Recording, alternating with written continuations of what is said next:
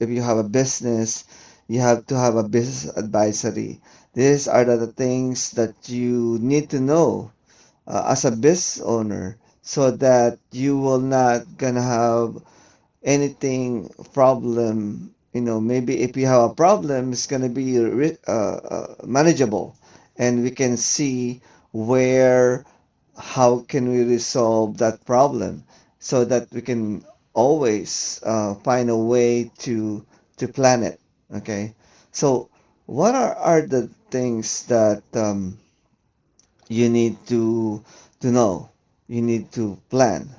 So we need to make sure all this cost-effective business strategy are all in the same group, right? Like I said, everybody's communicating, everybody is talking to each other, not having a problem with